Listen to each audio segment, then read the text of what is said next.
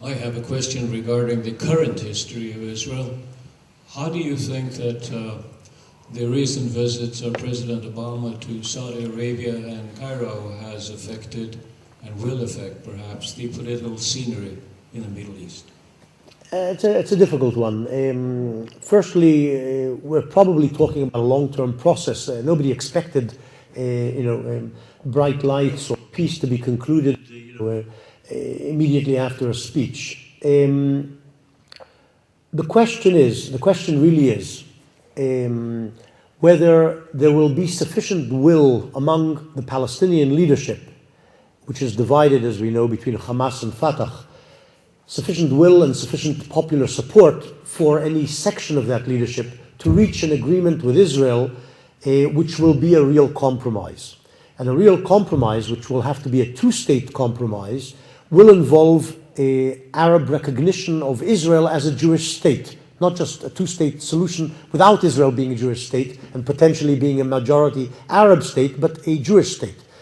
So there has to be sufficient Arab popular support and even governmental support, that is the Fatah leadership, supporting such a solution, and this isn't true at the moment.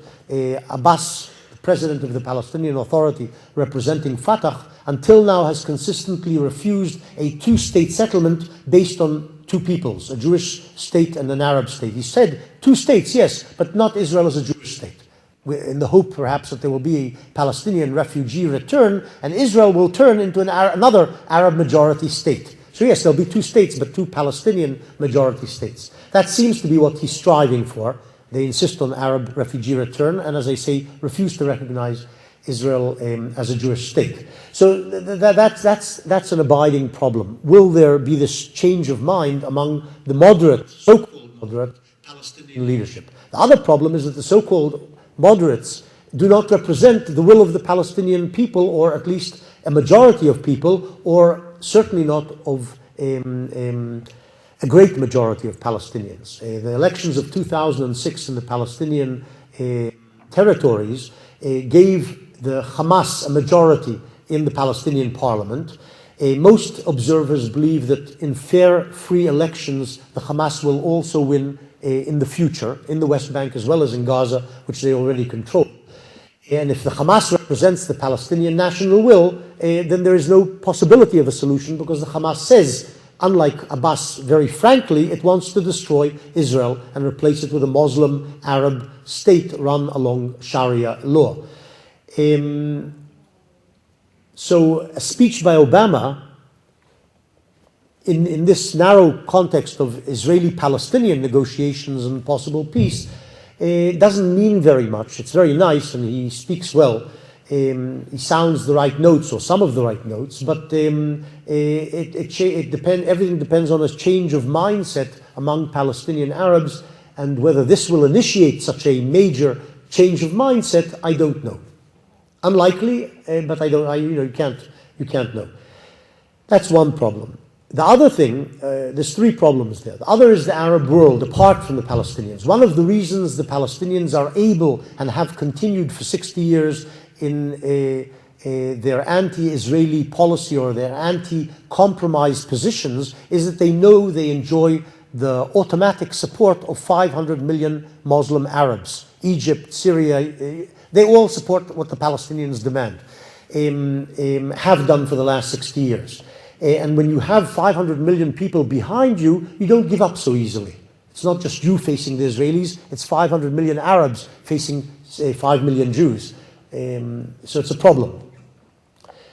Will Obama's speech do something in the Arab world? I don't know. There is the Arab Peace Initiative, and Israel has made a terrible mistake, in my view, in not taking up the initiative when it was first announced from 2002. The Saudi initiative, which is now the Arab League program for peace.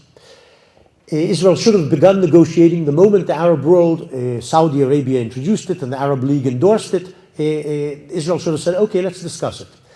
The problem with the Arab League initiative, the major problem, is that it says that the Palestinian refugee problem has to be solved by mutual agreement, but on the basis of UN General Assembly Resolution 194, which was passed in December 1948. That resolution is recognized by the Arab world and by most of the international community as endorsing the right of return of Palestinian refugees. It says in the resolution that peace-loving Palestinian refugees should be allowed at the earliest possible date to return to their homes, or receive compensation if they don't want to return in lieu. So long as the Arab world today, the Arab League, insists that the solution must be based on 194, Israelis believe, and I think rightly, that the Arab world is essentially saying you must sign a peace treaty which includes a right of return, and if that right is implemented, there will be no Israel. Israel will turn into an Arab majority state because 5 million Palestinian refugees will return to the country. You add them to the 1.3 million Arabs who are already citizens, you end up with more Arabs than Jews in Palestine, Israel. So that's a major obstacle to Israel accepting the initiative as it sounds at the moment, as it stands at the moment. Whether Obama can persuade the Arab world, and this is what I think he wants to try and do, to change the initiative in such a way, especially on the subject of refugees, that it will become acceptable to Israel, whether he'll succeed or not, I don't know. But it appears that America is trying to get the Saudis to change, especially that section of the proposal. My feeling is that the Arab world will not easily abandon the demand for the implementation of the right of return, which means that it will not serve as a basis for a compromise and will lead us nowhere. That's my suspicion, but I don't know. It's true that the Arab world is changing in some ways. It's true the Arab world is afraid of Iran. But I don't know if the leaders are going to allow themselves to go so far as to give up the right of return, thus encouraging other Arab states to attack them, to opposition parties to vilify them, and so on. It's a difficult subject for Arab leaders to give up on because it exposes them to various types of assault inside and from outside their countries.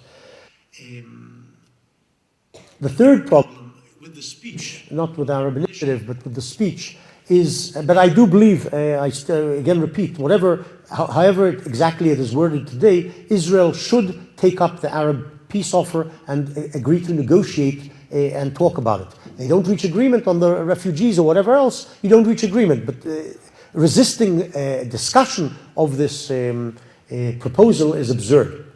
Has been absurd since it was launched in 2002.